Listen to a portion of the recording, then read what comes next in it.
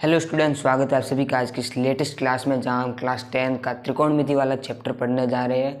आज की पूरी क्लास हमारी बेसिक्स होंगी, जहां हम जानेंगे त्रिकोणमिति होती क्या है एवं त्रिकोणमितीय जो अनुपात होते हैं उनके बारे में डिस्कस करेंगे। तो सबसे पहले हम जानते हैं कि त्रिकोणमिति का मतलब क्या होता है। त्रिकोणमिति क्या होती है?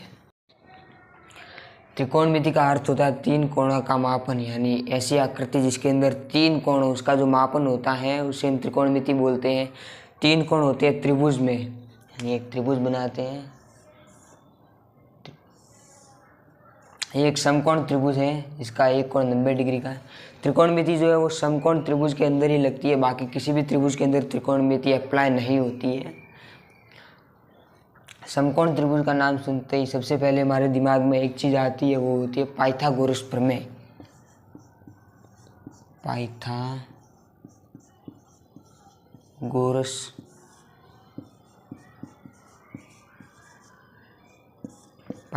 प्रमेय। पाइथागोरस प्रमेय के अंदर तीन चीज़ें होती हैं: कर्ण,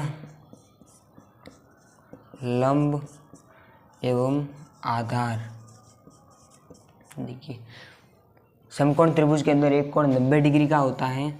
90 डिग्री कोण के एकदम सामने वाली जो भुजा होती है वो कर्ण कहलाती है। 90 डिग्री के कोण के सामने वाली भुजा कर्ण कहलाती है।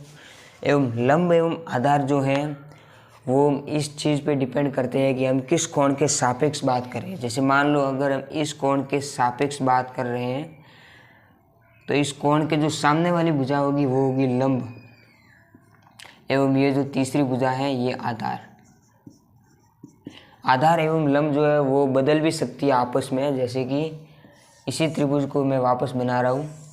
ये जो त्रिभुज है ये कोण है 90 डिग्री का। कर्ण जो है वो चेंज नहीं होगी, वो हमेशा फिक्स रहती है। कर्ण 90 डिग्री के कोण के सामने वाली जो भुजा है वो होती है कर्ण।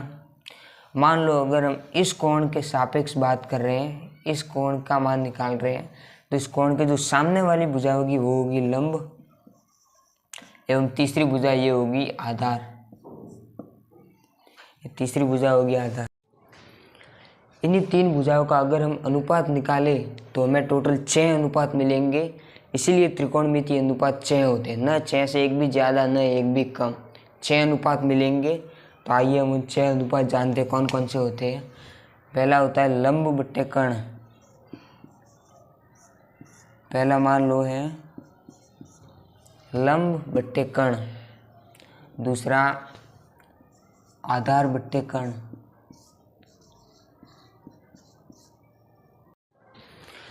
तीसरा लंब बट्टे आधार। 3 अनुपात ये है। एवं अगर इन्हीं 3 अनुपातों को हम उल्टा करें, जैसे ये लंब बटे कर्ण है, चौथा होगा कर्ण बटे लंब, पांचवा होगा कर्ण बट्टे आधार, एवं छठा होगा आधार बट्टे लंब। ये 6 प्रकार के अनुपात होते हैं, एवं इन 6 प्रकार के अनुपातों का नाम दिया हुआ है। इसका जो नाम है वो होता है साइन। लंब बटे कर्ण को साइन कहा जाता है। इसे हम कहते हैं कोस। इसका नाम होता है टेन। ये होता है कॉट, ये सेक, एवं जो लास्ट होता है वो होता है कोसेक। यही 6 प्रकार के त्रिकोणमितीय अनुपात होते हैं। यानी इस पूरे चैप्टर में हम इन्हीं 6 त्रिकोणमितीय अनुपातों को अच्छे से विस्तार से पढ़ेंगे। पहला अनुपात होता है साइन थीटा।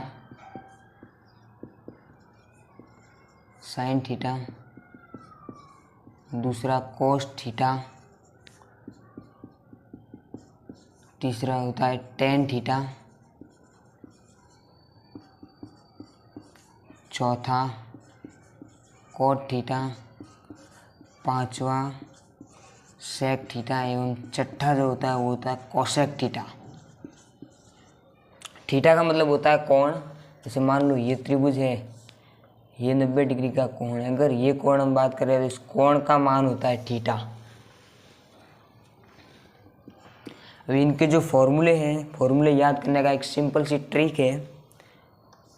LAL लाल बटे कक्का, लाल बटे कक्का जो ट्रिक है, यानी ये जो पहला है L बट्टे के, यानी लंब बट्टे कर्ण जो है वो साइन का फॉर्मूला होगा, लंब बट्टे कर्ण। दूसरा जो है A बट्टे के, यानी आधार बट्टे कर्ण जो है वो होगा कॉस का फॉर्मूला, आधार बट्टे कर्ण। तीसरा जो है L बट्टे A, यानी लंब बट्टे आधार, ये होगा tan का फॉर्मूला, लंब बट्टे आधार। अभी चौथा ये जो L बट्टे है, इसी को अगर हम उल्टा कर दे तो A बट्टे L, यानी आधार बट्टे लंब जो है वो होगा cot थीटा का फॉर्मूला, यानी tan का जो उल्टा होता है वो होता है cot का फॉर्मूला।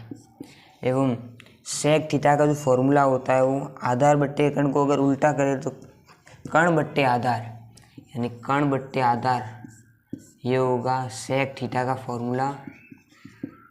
एवं लास्ट कोसेक का जो फॉर्मूला होगा कर्ण बट्टे लंब, उल्टा करें तो कर्ण बट्टे लंब जो होगा वो कोसेक थीटा का फॉर्मूला होगा। साइन थीटा जो होता है 1 कोसेक थीटा होता है। जैसे साइन का फॉर्मूला लंब बट्टे कर्ण, तो कोसेक का है कर्ण बट्टे लंब, तो ये एक दूसरे के व्युत्क्रमानुपाती होते हैं। कॉस थीटा जो होता है वो सेक थीटा का व्युत्क्रमानुपाती होता है।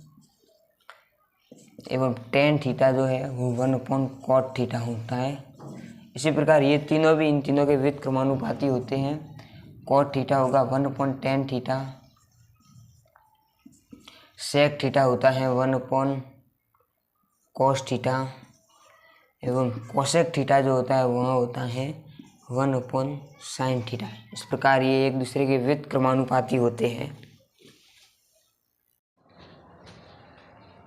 अब हम जानते हैं कि पाइथागोरस प्रमेय क्या होती है। हालांकि हम जान चुके, लेकिन उसे अच्छे से विस्तार से एक बार समझते हैं कि पाइथागोरस प्रमेय क्या होती है।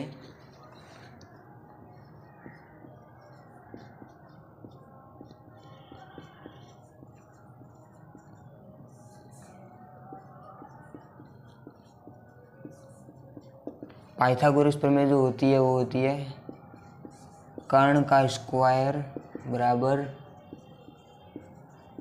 लंब का स्क्वायर प्लस आधार का स्क्वायर। यानी मान लो ये हमारा समकोण त्रिभुज है, ये 90 डिग्री का कोण है, तो 90 डिग्री के कोण के सामने वाली जो भुजा होगी वो होगी कर्ण। मान लो इस कोण, ये हमारा कोण है थीटा, तो इस थीटा के सामने वाली भुजा होगी लंब, एवं ये तीसरी भुजा जो बची वो है आधार। तो इसका जो स्क्वायर है वो इन दोनों के स्क्वायर के योग के बराबर होंगे। एक टॉपिक रिलेटेड क्वेश्चंस करते हैं जिससे आपको समझ में आएगा ये अच्छे से। TRQ टॉपिक रिलेटेड जो सवाल हैं उसके अंदर हमें कर्ण का मान दिया हुआ है 5 मीटर, आधार दिया हुआ है 3 मीटर, तो लंब कितना होगा। लंब का मान ज्ञात करना है। तो पाइथागोरस प्रमेय से जो कर्ण का स्क्वायर होता है वो होता है आधार स्क्वायर प्लस लंब स्क्वायर। तो यहाँ से लंब का जो स्क्वायर है, लंब स्क्वायर आएगा कर्ण स्क्वायर माइनस आधार का स्क्वायर। आधार इधर जाएगा माइनस हो जाएगा।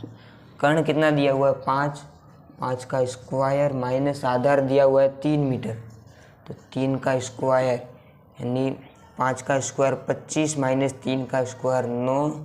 तो यहाँ से लंब का जो स्क्वायर का मान है वो आएगा 16। तो लंब आएगा 16 का अंडर रूट यानी 4 मीटर। ये फाइनल आंसर है, लंब का मान 4 मीटर। इस तरह काम में आती है पाइथागोरस प्रमेय।